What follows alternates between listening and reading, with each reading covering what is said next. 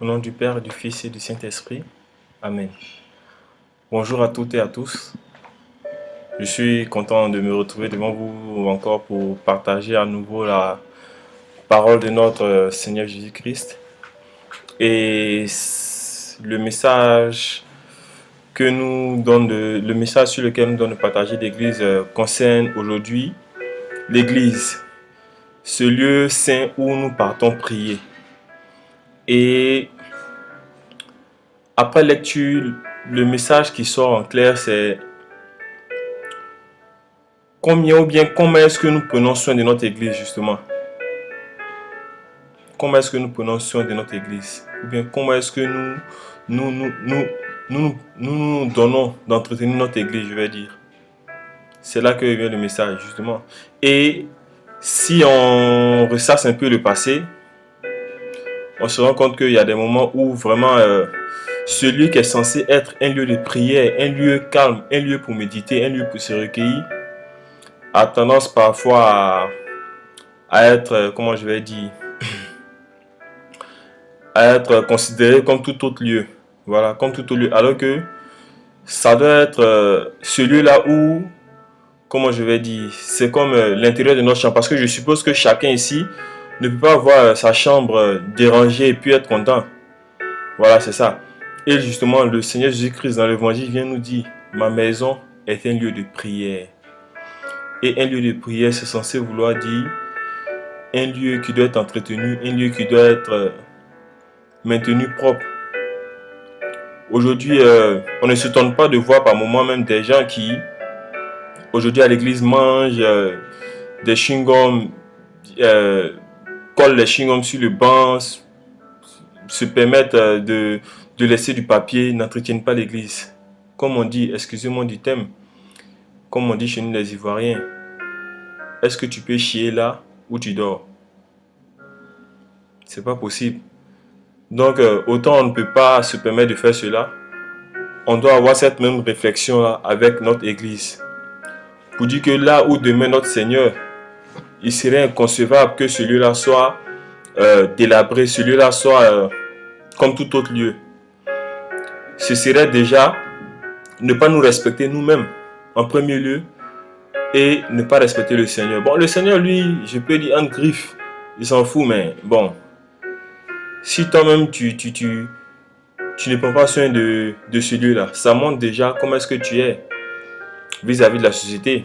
Et pour quelqu'un qui se dit respectable, quelqu'un qui se respecte, il y a quand même une certaine décence à tenir, un certain comportement à tenir, à adopter.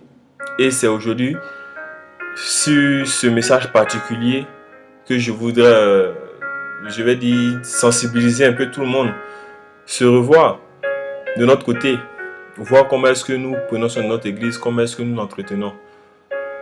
Voilà, il n'y a pas de... Aujourd'hui, je ne veux pas trop être long, trop parler sur... trop expliquer. Le message, il est clair et il est net. C'est surtout de nous revoir de notre côté, de prendre soin de notre église. Repensons à ces différents moments-là où on a vu un papier à terre, on ne l'a pas ramassé. On a vu un chewing-gum collé, on ne l'a pas décollé. Parce que c'est ça aussi, hein. Il ne suffit pas de dire oui, c'est pas moi qui l'ai mis là ou c'est pas moi qui ai... Non, justement. En voyant l'ordure, en ne ramassant pas, par exemple, je prends un exemple parmi tant d'autres, en voyant l'ordure, pardon, et tu ne le ramasses pas, ben, la différence entre toi et celui qui l'a laissé, c'est quoi? Il n'y a pas vraiment de différence, ça veut dire que vous êtes pareil. Parce qu'autant lui, il a mis la saleté, autant toi, tu as vu la saleté, tu ne l'as pas nettoyé. Donc, ça veut dire que tu consens à ce que celui-là ne soit pas propre. Enfin, ça ne te touche pas plus que ça, quoi. Et voilà, c'est pas normal, c'est pas normal que nous soyons dans cet élan-là. Si on n'est pas encore sensibilisé, que nous soyons dans cet élan-là. Donc, c'est le lieu de nous revoir, de nous reprendre en main pour justement faire de celui-là un lieu vraiment sain, parce qu'un lieu sain doit être propre, propre comme ça, quand une personne vient prier. Bon, à la base, peut-être d'autres vont dire c'est pas ce qu'on regarde pour venir prier, mais plus le lieu est propre, plus le lieu est sain, plus tu te sens à l'aise. C'est normal, quoi. que tu te sens à l'aise. Et ne pensons pas, ne pensons pas seulement à nous. Disons-nous qu'après nous qui venons prier, là, il y a des personnes là aussi, qu'il y a d'autres personnes qui viennent prier. Et autant nous aimons être à l'aise, enfin, dans notre intimité, dans la prière, dans notre foi, quand nous prions, autant on doit se dire que on doit rendre celui-là propre pour que quand ces personnes aussi viendront prier, elles se sentent à l'aise là et puissent prier calmement, convenablement, sans pour autant regarder à gauche, à droite pour faire des petites remarques par-ci, par-là. C'est être distrait. Justement, ça peut être aussi source de distraction, pardon.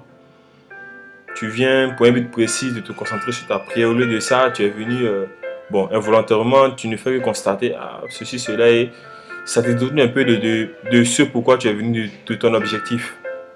Donc, c'est le lieu pour nous de nous revoir, de commencer, comme je l'ai dit, si on ne l'a pas encore fait, à adopter ce comportement-là de personnes qui prenons soin de notre église pour que nous puissions nous sentir à l'aise et pour que nous puissions aussi permettre à ces personnes-là qui viennent prier d'être à l'aise dans ce lieu saint-là. Que le Seigneur nous bénisse et qu'il nous garde. Shalom.